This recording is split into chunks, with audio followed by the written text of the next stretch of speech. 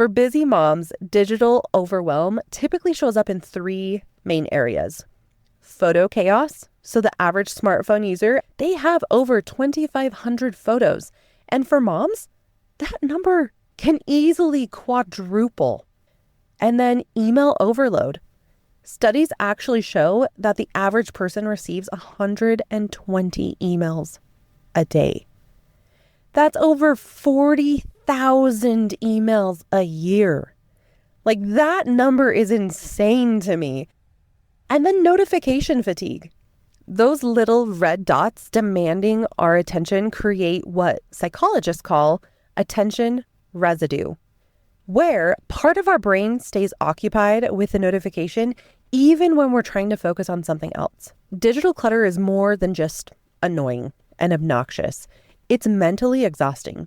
Every notification, every unread email, and disorganized photo collection, they all represent a tiny decision your brain has to make. And as we know, decision fatigue is so real. By the end of our day, our mental energy tank is running so close to empty, it's not even funny. So let's just start with the foundations of a digital detox that ideally we'll stick with. Hey friend, welcome to Tidy the Clutter podcast. I'm Mariah and I'm so glad you're here.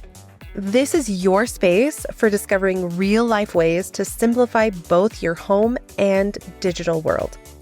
Life moves fast, and between work, family, and everything else on your plate, finding time to get organized can really feel overwhelming. But here's the thing, it doesn't have to be. Each episode, we'll be exploring practical strategies and simple solutions that make organizing feel doable, even on your busiest days. Whether you're looking to create routines that stick, streamline your digital life, or bring more calm to your living spaces, you'll find actionable tips you can start using right away. So get comfy, grab your favorite drink, and let's dive in.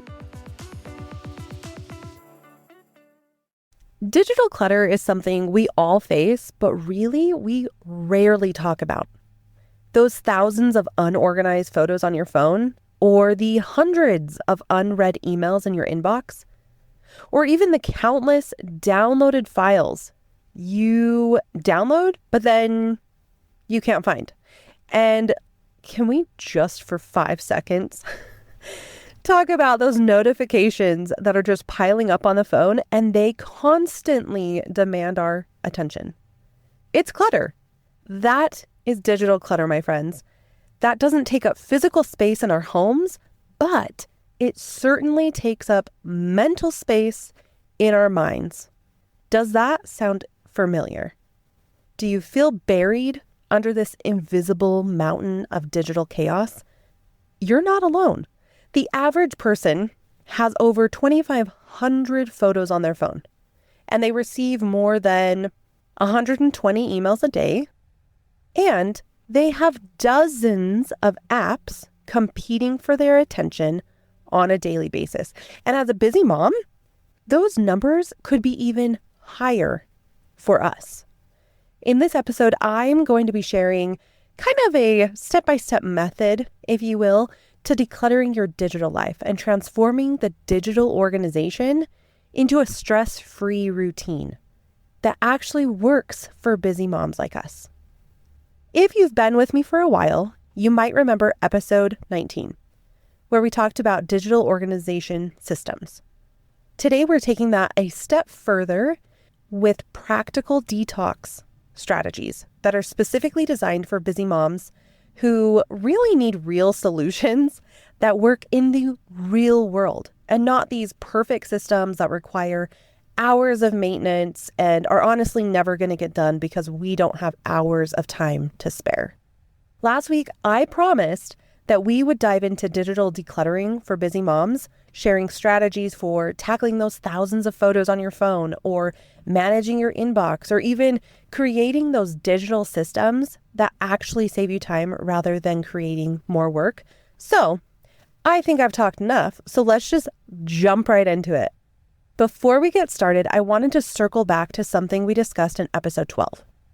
Small steps, big wins. Remember how we talked about breaking overwhelming tasks into manageable chunks? That approach is absolutely essential when it comes to digital decluttering. As we discovered in that episode, trying to organize everything at once leads to burnout and abandoned projects that we've worked on. Instead, we really want to create sustainable habits that slowly transform our digital landscape without demanding hours and hours of our precious time. So let me share something a little bit personal with you. A couple months ago, I was trying to find my oldest daughter's drawing entry for her school's first ever t-shirt drawing contest. I feel like that was a mouthful. It was super fun. The deadline was the next day, and we needed to submit her original sketch, but we also needed to have the digital version handy, just in case it got lost in the shuffle of something. We wanted to make sure we had the digital version. What should have taken 30 seconds turned into, I kid you not, a 10-minute stress session of searching through hundreds of pictures. Could I have just taken another picture? Absolutely. And then I would have had two. But I was determined to find that picture. And this is why I should have went through and organized my photos. But some personal things have happened and I haven't been back in the swing of it. But that's okay. Anyway, meanwhile, as I am searching through these pictures to try and find the digital version, I'm getting email notifications, text messages, and those little red notification badges. I swear they were multiplying like rabbits. I know they weren't, but it definitely felt like that. And they were across my entire phone screen. Does this sound familiar? I feel like when it rains, it pours. I feel like it's so suitable. It's raining, and so it's going to pour everything. Well, for busy moms, digital overwhelm typically shows up in three main areas. Photo chaos. So the average smartphone user, as I mentioned earlier, they have over 2,500 photos. And for moms, that number can easily quadruple. And then email overload. Studies actually show that the average person receives 120 emails a day. That's over 40,000 emails a year. Like, that number is insane to me. And then notification fatigue.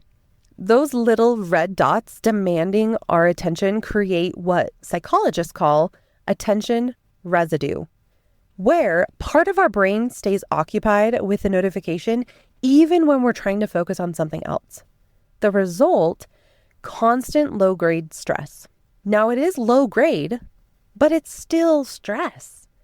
It's wasted time searching for things and that nagging feeling that we're forgetting something important. So here's the truth. Digital clutter is more than just annoying and obnoxious. It's mentally exhausting. Every notification, every unread email, and disorganized photo collection, they all represent a tiny decision your brain has to make. Is this important? Should I deal with this now or later? And where did I put that file I need? And as we know, decision fatigue is so real. By the end of our day, our mental energy tank is running so close to empty, it's not even funny. So let's just start with the foundations of a digital detox that ideally we'll stick with. The first part is going to be reset your notification settings. One of the most immediate stress relievers is taking control of those pesky notifications. I recently did a notification audit on my phone and I discovered I had 20 plus apps that could interrupt me at any moment. No wonder why I was feeling so constantly distracted. And here's what worked for me. I turned off all the notifications except for calls and texts from family members and close friends. And for everything else, I now check on my own schedule. So not when the app decides, hey, so-and-so needs your attention. Hey, so-and-so's having a sale. It's not up to the app anymore. It's on my time, my friend. And if you have an iPhone, the focus mode feature has been an absolute game changer for me. You can create different focus profiles for different parts of your day. So work time, family time, sleep time, and control exactly who and what can interrupt you during each specific focus mode. Now, the second step is going to be email triage. Just something super simple. Email is probably the biggest digital clutter culprit for most of us. And here's a super simple system that's worked wonders for me. Set up those filters. Set them up to automatically categorize incoming emails, either for personal emails or work emails or subscriptions, etc.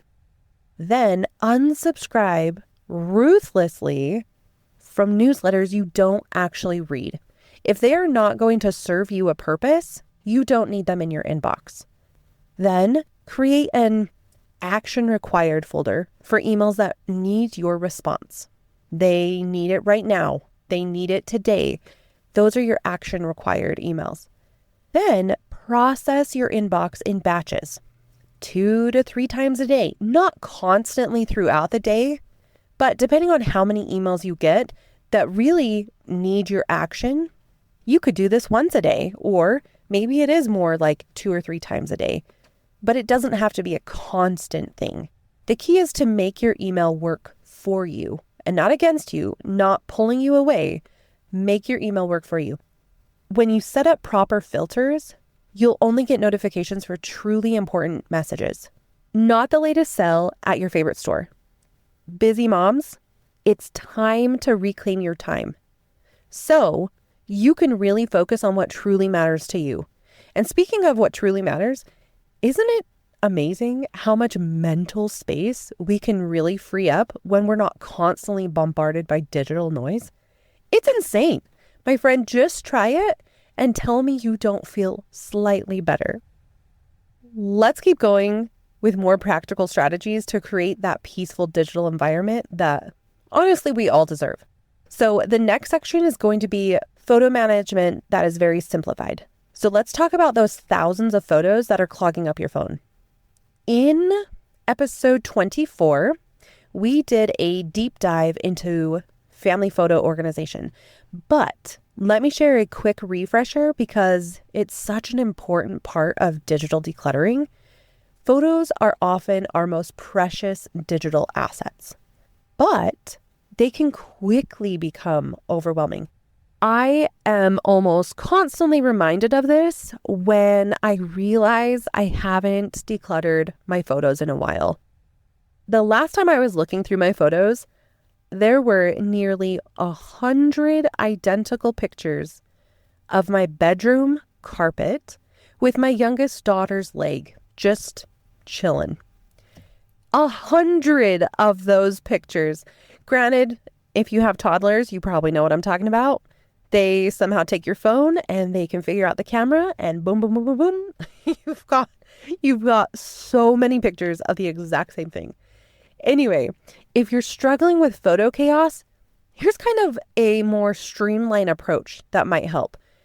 Daily, at the end of each day, take a few minutes to delete obvious duplicates or blurry shots. Then weekly, spend maybe 15 minutes sorting recent photos into simple albums by year or event. And then monthly, back up your photos to cloud services like Google Drive or Dropbox. This way, your photos are safe and you are decluttering as you're going through them. Now, we don't need a complex system. As I shared in episode 24, my approach is simply organizing by year and then by event within that year. So for example, 2025 _ Disneyland. Inside my 2025 photos folder. Super simple, but very effective. For a complete guide on photo organization, you can actually download my capture and keep guide at tidytheclutter.com/028. along with today's digital declutter checklist and all the previous episodes that I've mentioned so far. You can just grab at the show notes at tidytheclutter.com/028. So let's dive into section 4, creating sustainable digital routines. I feel like Ooh, do we really want routines? Yes. Yes, we do, my friends. Now, can we just talk about how to maintain the newly organized digital life really without becoming another chore at your endless to-do list? The secret is integrating simple habits into your existing routine rather than creating entirely new ones. So here are some practical approaches that have worked for me. Use those in-between moments. So instead of creating dedicated digital organization time, because I probably wouldn't have time for that either, I use small pockets of time throughout my day. For example, if I'm waiting for the kettle to heat up so I can have hot chocolate, I can delete some unnecessary emails. Or while you're waiting in the school pickup line, you could do this. Or you're waiting for water to boil for pasta. That's a perfect time for deleting blurry photos or clearing out downloaded files that you no longer need.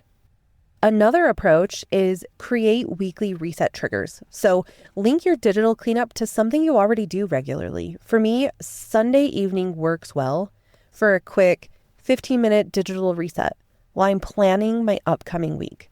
I quickly organize recent photos, or I clear downloaded files, I clear my desktop, and I can even check any of those digital to-do items.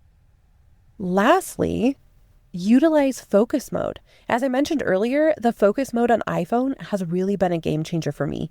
Setting specific times throughout my day when notifications are completely silent helps me stay present with my family and really reduces that constant digital pull.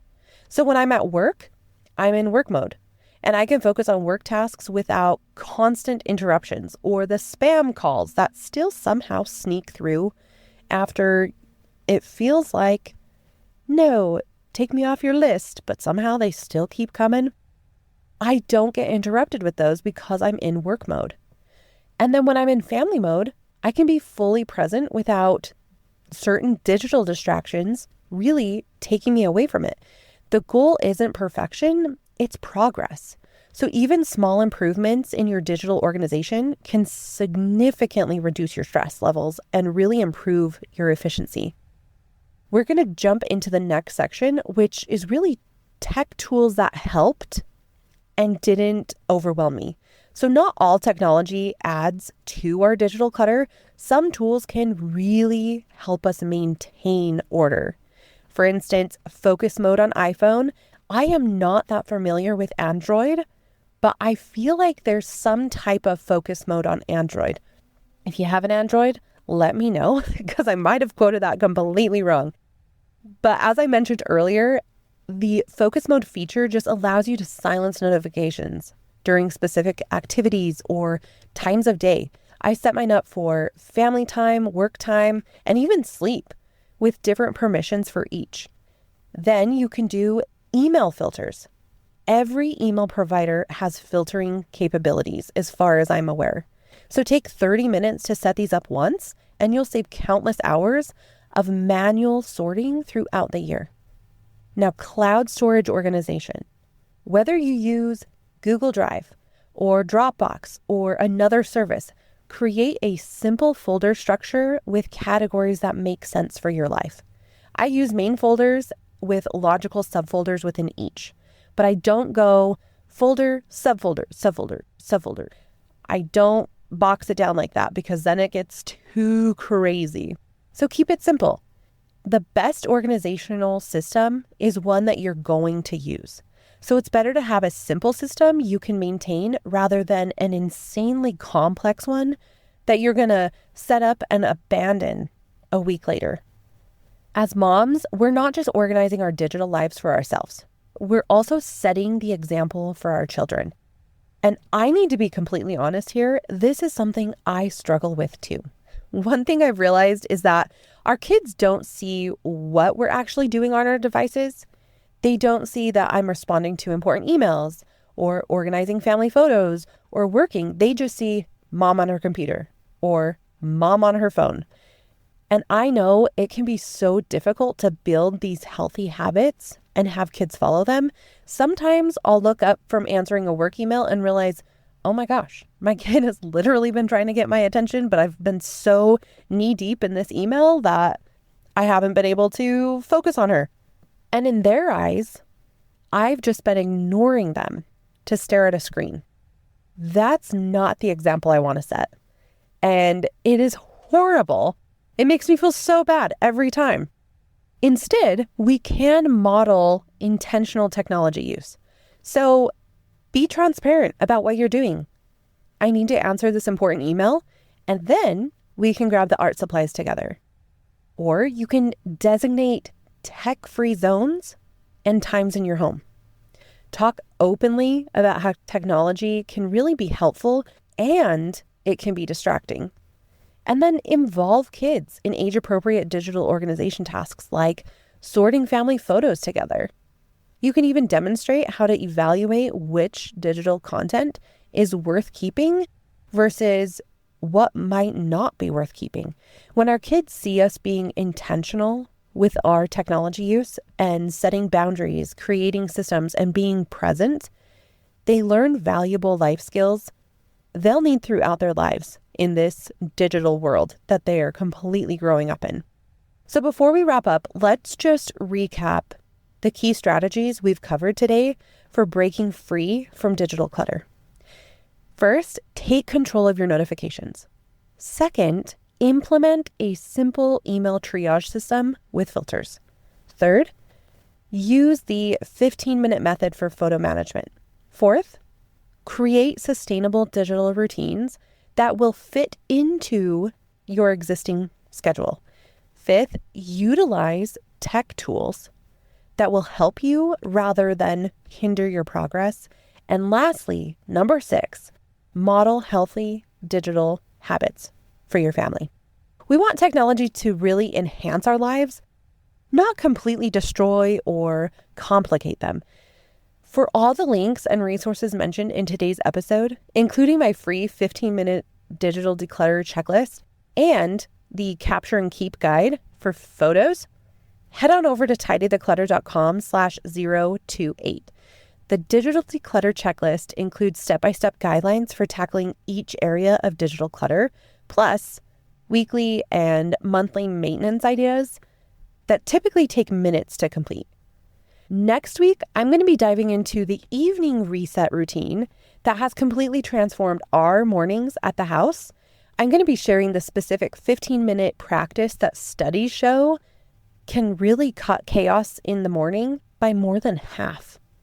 If you felt like you're starting each day already behind and stressed, the episode next week, episode 029, is all about changing that cycle. I truly believe that peaceful mornings aren't created in the morning. They are set up the night before through intentional preparation for your key spaces. But until then, my friend, remember you deserve a digital space that brings you peace and not stress. Happy decluttering, my friends. See you next week. That's all for today's episode. Remember, creating a tidy home isn't about perfection. It's about taking one small step at a time. Each tiny win adds up. And before you know it, you are making real progress in your space and your life. I hope you're leaving today feeling excited about your next small step forward. Did this episode hit home for you? Share it with that friend who's been feeling overwhelmed lately. Sometimes knowing we're not alone in the struggle is exactly what we need to hear.